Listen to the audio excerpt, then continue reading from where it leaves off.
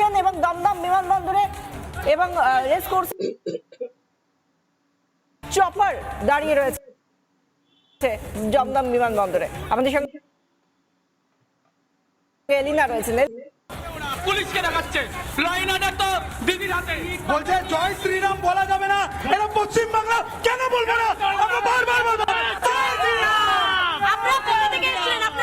আমরা আসছিলাম ব্রিগেডের জন্য উদ্দেশ্যে, এই মোড়ে আমাদের বাস প্রথমে দাঁড় করালো, দেখে মুহুর্মুহু ইট ছুঁড়ে মারলো। আমরা বললাম আপনারা কেন ছুটছেন? বলছে মমতাদি বলেছে আমাদের ছুটতে। ওরা বলছে আমরা দিদির লোক, বুঝে নেবো। এরা সবাই তৃণমূল। শশী বাজার নেতৃত্বে আক্রমণ করা হয়েছে। শশী বাজার বাড়ির পেছন দিকে পুলিশ কোথায় ছিল? পুলিশ কোথায় ছিল? পুলিশ দাঁড়িয়ে দাঁড়িয়ে করিয়েছিল। একেবারে এই মুহূর্তে দেখতে পাচ্ছি আমরা কি পরিস্থিতি।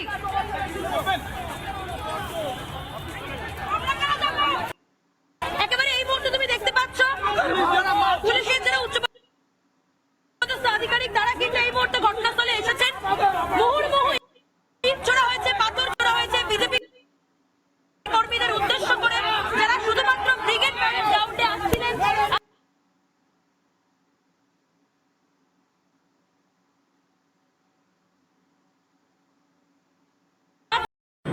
মাননীয় মন্ত্রী শশী পাজার ওপর এবং ওনার বাড়িতে নাকি হামলা হয়েছে, ওনাকে নাকি ইট ছুঁড়ে মারা হয়েছে, অভিযোগ করেছেন স্বয়ং শশী পাজা। কি হয়েছিল? নমস্কার, আমি Ashish Sengupta, English teacher and রাজনৈতিক বিশ্লেষক। ব্যাপক উত্তেজনা তৈরি হয়েছে আজকে নরেন্দ্র মোদীজির বিশাল জনসভা ঘিরে। ব্রিগেডে আজকে মোদিজি ভাষণ দেবেন আর কিছুক্ষণ পরেই, যখন এই প্রতিবেদনটা বানাচ্ছি। এর মধ্যে লাখে লাখে মানুষ ইতিমধ্যেই জমায়েত করেছেন ব্রিগেডে, কানায় কানায় উপচে পড়েছে, যেটা আপনারা টিভিতে দেখতে পাবেন। বড় বড় বাংলার নেতারা, সুকান্ত মজুমদার মতো বড় বড় নেতারা বক্তৃতা দেওয়া শুরুও করে দিয়েছেন। এখনও লোকেরা মিছিল করে বাস ভর্তি করে যাচ্ছেন।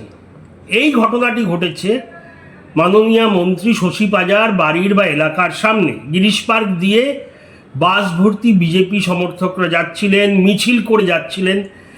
এমনই একটি মিছিল আর বাসের ওপর হঠাৎ অতর্কিতে হামলা হয়। বিজেপি কর্মীরা প্রথমে ছত্রভঙ্গ হয়ে যান, ঘাবড়ে যান, কিন্তু তারপরে একত্রিত হয়ে রিগ্রুপ করে পাল্টা দিতে শুরু করেন। পুরো গোটা এলাকা কার্যত রণক্ষেত্রে পরিণত হয়।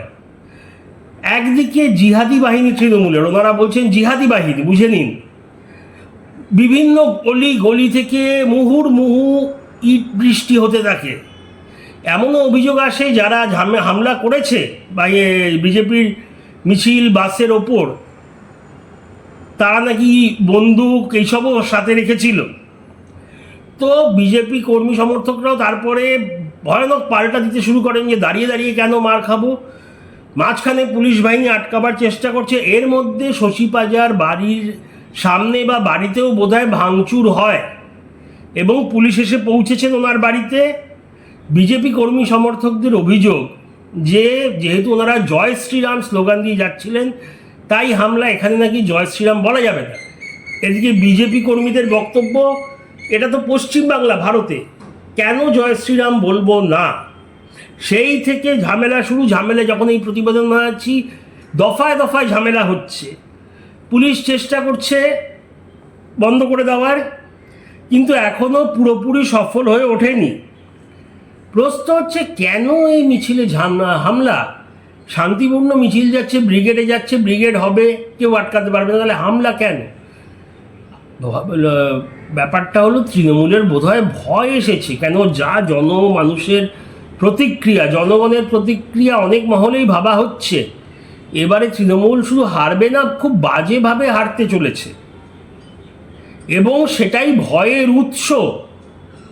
তার কি রেজাল্ট? ডিরেক্ট বিভিন্ন যেখান দিয়ে মিছিল যাচ্ছে, মিছিল তো একসাথে 10,000 5,000 যায় না, 300-400 থেকে শুরু করে 2,000-3,000 এরকম বহু মিছিল সারাদিন, মানে ভোরবেলা থেকে গত রাত থেকে যাচ্ছে ব্রিগেডের উদ্দেশ্যে।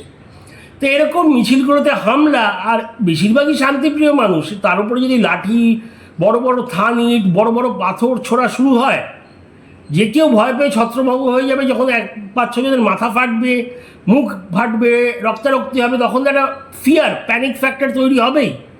তাই যাতে ছত্রভঙ্গ হয়ে ফিরে যায়, ব্রিগেডে না যেতে পারে, ওরা ভাবছে এরকমভাবে বোধহয় ভিড় কমানো যাবে। এটা খুব হাস্যকর। 500,000-এর মিছিলে হামলা করে কি 6 থেকে 7 লাখ, যেখানে আজকে জমায়েত হতে চলেছে, বিশাল সুবিশাল ব্রিগেড হতে চলেছে। গীতা পাঠেই 5 লাখ ছিল, আজকে তো 7-8 লাখ হতে পারে। আমি জানি না পরিসংখ্যান, সেটা বিভিন্ন মাধ্যমে বলা যাবে। তবে খালি চোখে দেখে যা বোঝা যায়, খুব সহজেই 6 থেকে 8 লাখ মানুষ হতে চলেছে। তা সেখানে 1000 বা 2000 বা 500 লোকের মিছিলে হামলা করে কী লাভ? এটা দেখাচ্ছে জনগণের মনে বিরূপ প্রতিক্রিয়া হচ্ছে আরও, আর দেখাচ্ছে কতটা ভয় পেয়ে গেছে।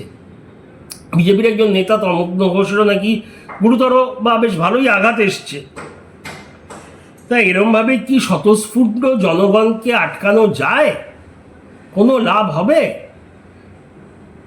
কেন বারবার এই যে বিরোধী রাজনীতি করতে দেব না, এই অ্যাটিটিউড, এই মনোভাব,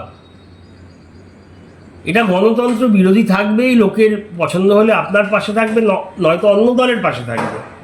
গায়ের জোরে হামলা করে, বোমা মেরে, ইট মেরে লোকজনকে থামানো যায় না। যতই হামলা করা হচ্ছে ততই প্রমাণ হচ্ছে এবারে তৃণমূল চলে যাচ্ছে। কারণ যেই পার্টি জিতবে তার ভয় থাকে না। কে এলো মিছিলে, কে গেল মিছিলে।